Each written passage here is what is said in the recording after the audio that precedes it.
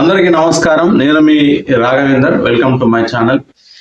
ప్రస్తుతం ఏదైతే మన టాలీవుడ్ సినిమా అంశానికి వస్తే ప్రస్తుతం రెండు తెలుగు రాష్ట్రాలతో పాటు మరి దక్షిణాది రాష్ట్రాల్లో పెద్ది చిత్రం గురించి చర్చ జరుగుతూ ఉంది.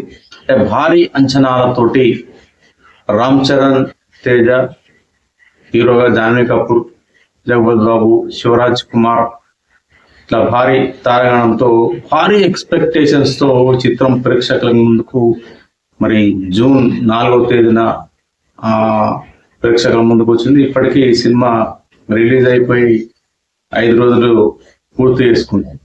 అయితే ఈ సినిమా పైన కూడా రకరకాల వార్తలు, రకరకాల అభిప్రాయాలు సినీ ఇండస్ట్రీ నుండి కావచ్చు, విశ్లేషకుల నుండి కావచ్చు, సామాన్య ప్రేక్షకుల నుండి కావచ్చు, ఫ్యాన్స్ నుండి కావచ్చు, రకరకాల అభిప్రాయాలు వస్తున్నాయి. ఇక ఈ చిత్రం విషయానికి వస్తే నాకు మాత్రం ఈ సినిమా నచ్చింది. ఎందుకంటే ఒక మంచి సినిమాను ప్రోత్సహించాలి, ఆదరించాలి, ఖచ్చితంగా ఆశీర్వదించాలి. అంటే ఫ్యాన్స్ అనేసరికి ముఖ్యంగా స్టార్ హీరోల ఫ్యాన్స్ చాలా ఎక్స్పెక్టేషన్స్ తో ఉంటారు. మరి ఎప్పుడైతే పెద్ది సినిమా ట్రైలర్ రిలీజ్ అయిందో భారీ అంచనాలు ఏర్పడిపోయాయి. ఫ్యాన్స్ లో కావచ్చు, కామన్ ఆడియన్స్ లో కావచ్చు, ట్రేడ్ వర్గాల్లో కావచ్చు, సినీ ఇండస్ట్రీలో కావచ్చు, మొత్తం మీద హై ఎక్స్పెక్టేషన్స్ ఈ సినిమా పైన పెట్టుకున్నారు. దీనికి ప్రధాన కారణం ఏంటంటే మరి ప్రస్తుతం ఉన్న కాలంలో అంటే వినోదం అనేది ప్రతి ఒక్కరూ కోరుకుంటున్నారు. దానిలో ప్రధాన వినోద వనరుగా సినిమాలను మనం చూస్తున్నాం. సాధారణ సామాన్య కుటుంబాలు, మధ్యతరగతి కుటుంబాలు, రిచ్ పీపుల్ ఎవరైనా సరే అంటే సరదాగా సినిమాలు చూడడం, థియేటర్కి వెళ్ళి కావచ్చు, ఓటీటీ ప్లాట్ఫామ్స్ పై కావచ్చు, సినిమాలు చూస్తూ కొద్దిగా సేద తీరడం అనేది అది ఎప్పటి నుండో ఒక ఆనవాయితీగా, అలవాటుగా మారిపోయి. ఇక ముఖ్యంగా విషయానికి వస్తే స్టార్ హీరోల ఫ్యాన్స్ ఎట్లా తయారయ్యారంటే మా స్టార్ హీరో రామ్ చరణ్ కావచ్చు, అల్లు అర్జున్ కావచ్చు, ప్రభాస్ కావచ్చు, జూనియర్ ఎన్టీఆర్ కావచ్చు, పవన్ కళ్యాణ్ కావచ్చు, చిరంజీవి కావచ్చు, ఇంకెవరైనా కావచ్చు, అంటే ఒక పుష్ప రేంజ్ లో ఉండాలి, ఒక కేజీఎఫ్ రేంజ్ లో ఉండాలి, ఒక ధురంధర్ రేంజ్ లో ఉండాలి, ఒక యానిమల్ రేంజ్ లో ఉండాలి, లేదంటే ఏదో హాలీవుడ్ సినిమా రేంజ్ లో ఉండాలి అనే ఒక భారీ అంచనాలు పెట్టుకోవడం అనేది ప్రస్తుతం తెలుగు సినిమా ఇండస్ట్రీలో ఆ ఫ్యాన్స్ ఎవరైతే ఉన్నారో ఫ్యాన్స్ కి బాగా అలవాటు అయిపోయింది. అయితే అలా మరి ఈ పెద్ది చిత్రం పైన కూడా భారీ అంచనాలు పెట్టుకున్నారు.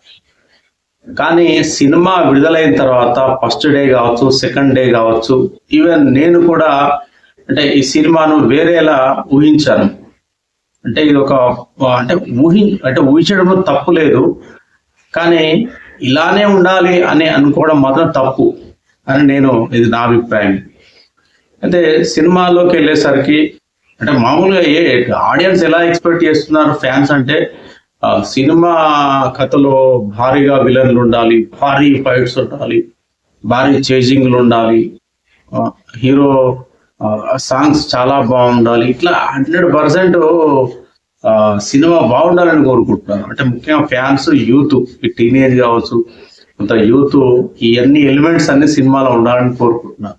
కానీ పెద్ద సినిమాకి వచ్చేసరికి ఏం జరిగింది, ఇక్కడ ఒక స్పోర్ట్స్ డ్రామా, ఒక విలేజ్ లో జరిగే స్పోర్ట్స్ డ్రామా, ఒక విలేజ్ లో ఉండే ఒక యువకుడు తన గ్రామం గురించి ఎలా ఆలోచించాడు, తన ఊరికి మరి ఐడెంటిటీ లేదు, రైల్వే స్టేషన్ లేదు, ఊళ్ళో వాళ్ళు ఎలాంటి ఇబ్బందులు పడుతున్నారు అనే అంశాల చుట్టూ కథ అల్లుకొని తర్వాత మరి గేమ్స్ కూడా మార్చుతూ వెళ్ళడం.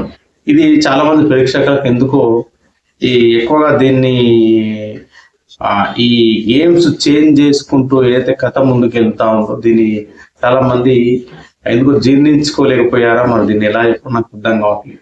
ఎందుకంటే కుస్తీ, క్రికెట్, కుస్తీ, తర్వాత మారథాన్, అంటే ఈ 3 గేమ్స్ ఒకే ఆటగాడు ఆడగలడా డైరెక్టర్ ఇలా ఎందుకు రాసుకున్నాడు అని కూడా. కానీ ఇది పెద్ద ఇందులో లాజిక్లు వెతకాల్సిన అవసరం లేదు. ఎందుకంటే మనకు చాలా మంది ప్లేయర్స్ ఉన్నారు, క్రికెట్ ఆడిన వాళ్ళు. ఆ తర్వాత కాలంలో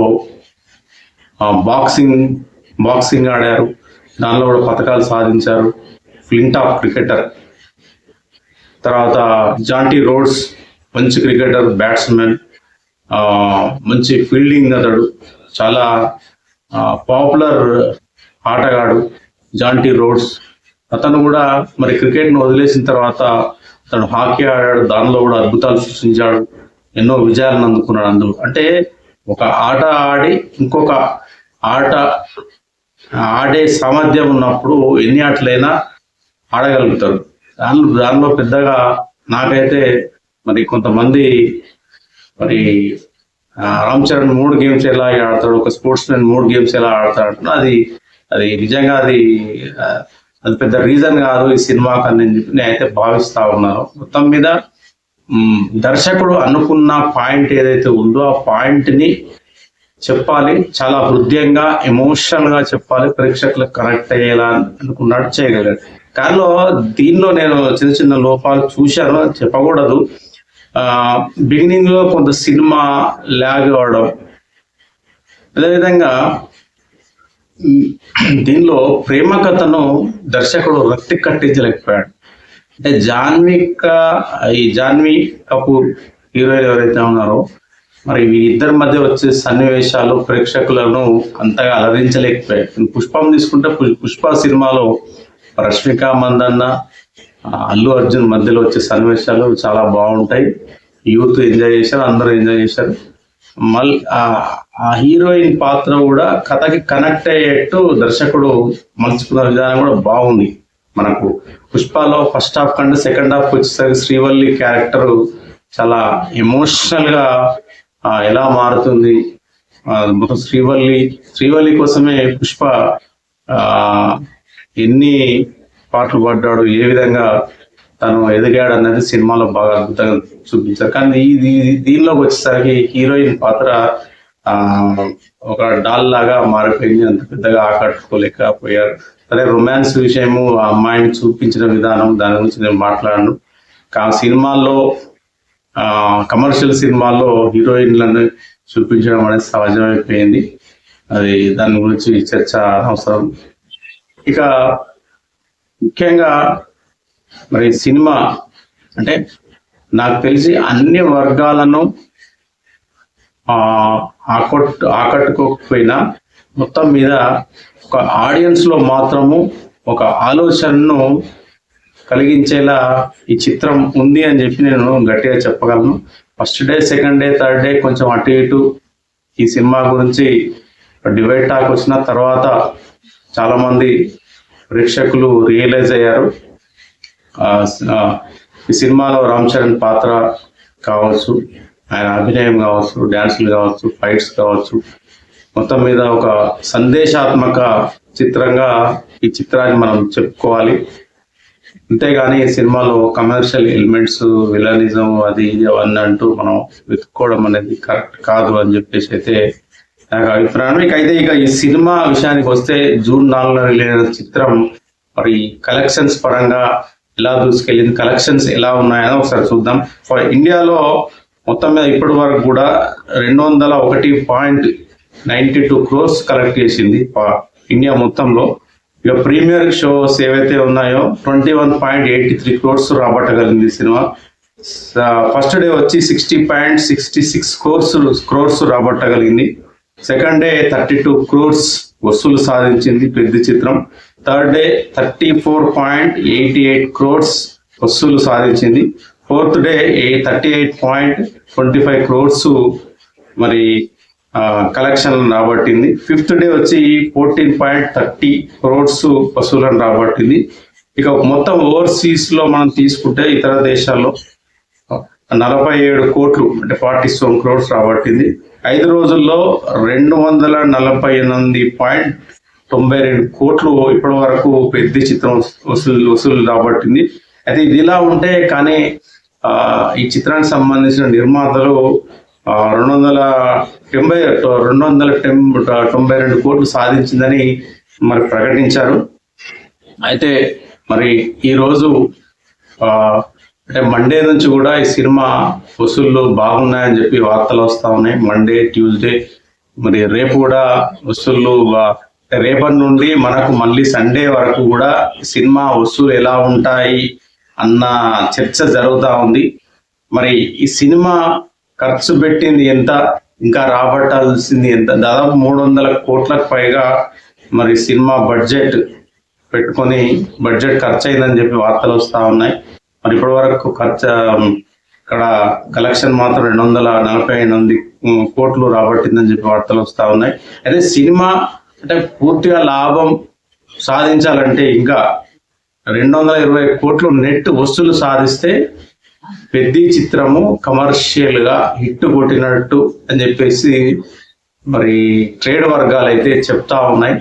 మరి ఈ రాబోయే ఈ 4 రోజుల్లో మరి పెద్ద చిత్రం మరి ఏ విధంగా కలెక్షన్ రాబడుతుంది అన్న అంశం అయితే చర్చనీయాంశంగా మారింది. సినిమా ఇండస్ట్రీలో కూడా ప్రస్తుతం పెద్ద చిత్రం గురించి భారీ ఎత్తున చర్చ జరుగుతూ ఉంది.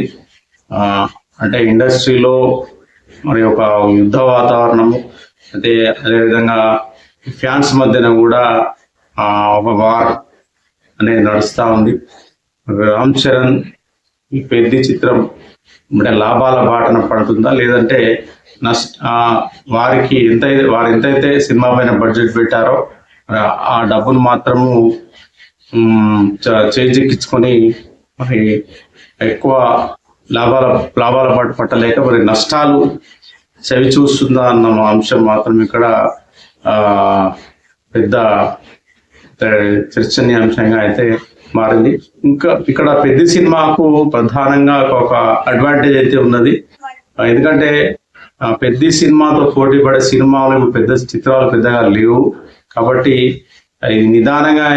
నిదానంగానైనా సరే పెద్ద ఖచ్చితంగా మంచి కలెక్షన్ రాబడుతుంది. అదేవిధంగా లాభాలు కూడా ఖచ్చితంగా గడిస్తుందని చెప్పేసి అయితే నేను అనుకుంటా ఉన్నాను. చూద్దాం మరి ఎలా ఉండబోతున్నాయి కలెక్షన్.